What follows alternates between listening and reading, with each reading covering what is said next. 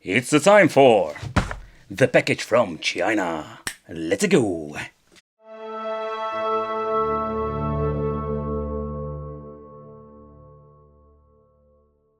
Hey, welcome back to the channel. It's awesome that you're tuning in. So in this video we're going to get on a new hype train, or I think this is going to be a hype train. This product is called the Datafrog SF2000. And basically what you're going to get with this is a very low budget product where we can play a lot of different retro games with. In the past we have seen many different products from Pow Kitty and some other brands, and the thing is, I am really curious about what are we going to get. So when it comes to the looks of this device, I'm just going to be honest, this thing looks pretty damn cool. And getting some real nostalgia retro vibe, because this thing looks like a Super NES controller.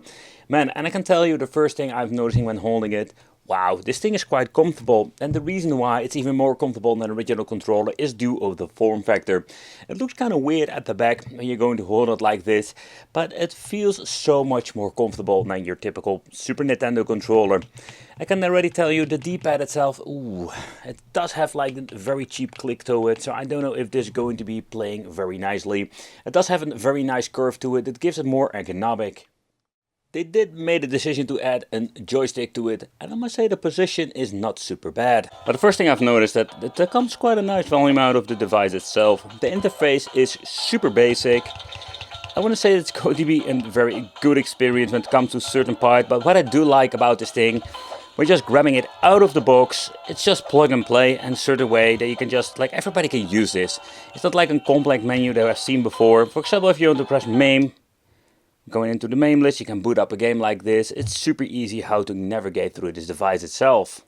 But when you're into the gameplay itself, you just want to go back to the main menu, you can press both select and start, and they will give you this basic menu where you just have resume, quit, and make a quick load and quick save. And I think it is very convenient, and this way you can just go back to the main menu. So the way the navigation goes, it's super easy. Let's lower the volume a little bit. Next thing that we're going to do is, let's say, getting into the big list. So far I understand there is no way of changing the thumbnails. It's kind of a weird thing they're always doing with these systems, but everything looks so much better and smoother. Let's say we're getting into the main, pressing the start over here. They are claiming using an IPS display in this, and I think there is something about this that they really don't lie about it, because it looks pretty damn good. But what is also interesting, that they made the decision to lower the display, and it gives us a little bit of a, let's say, gap between the front glass and the display itself, and gives you a very nice, let's say, gaming experience when you're looking at this. But let's try the AV function. That's something I really want to try out. My display cannot not really recognize the signal that's coming out of the device. So let's check it out and set it to PAL. Let's see if this actually works. Yep, and you can see the flickering over now. So it does indeed basically switches to PAL and the other systems. Okay. Yeah, so I was afraid of this. The D-pad is absolutely garbage. It has such a bad input, so we just need to use the freaking analog stick. One of the big improvements when it comes to the TV out, when you're going to plug in the cable, it will automatically transmit the signal of the display to your television. I'm pulling it out, it basically goes where you just left your game system.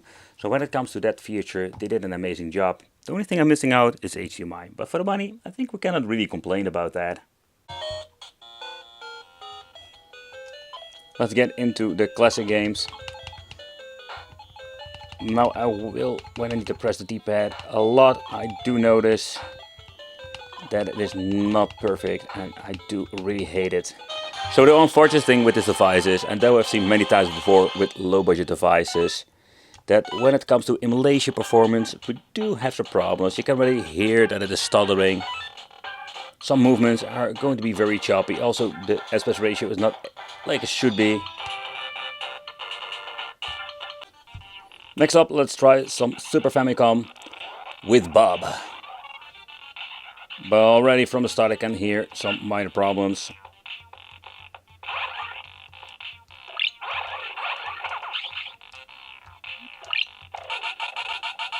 No sound effects are here so far.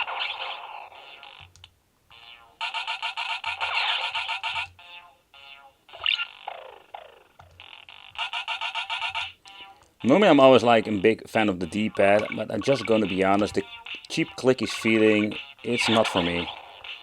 I do personally prefer the joystick when it comes to playing these games. To also mention in the beginning, the position is very comfortable. So when it comes to the overall gameplay, if you just want to play some adventure games with a joystick, and I don't see that often, I'm very satisfied with this. But let's get into the Famicom part. What I do like about the controls that have been configured. So we're having the normal buttons and also an implemented of the turbo button, so that's kind of cool. But so far I can see the overall performance of NES is just great. The volume is a little bit lower when comparing this with different emulators, but it's not bad at all. Oh yeah.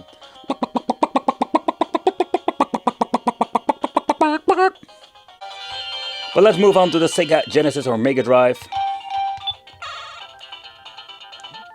But here you can see that the emulation performance is as it should be. Did hear a little bit weird thing going on with audio.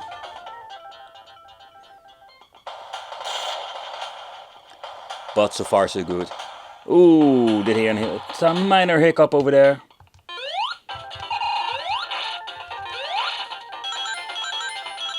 Here we do have like some audio issues when you're grabbing the rings, and I think that is maybe the problem with only having one speaker. There is something going on over here. Another great test what we can do is going into the three-dimensional part. But that seems to be working just fine. Some emulators, if they don't have the right one set up, it will look absolutely messed up. So when it comes to that, it's not perfect, but it is in my opinion playable. Getting into main, we do have some loading times going on. Of course, time for some beefcake and dinosaurs. Let's check out the audio quality of this is. For a cheap device like this, surprisingly, does have amazing audio. Okay, you see there were no sound effects. Alright, let's move to the joystick.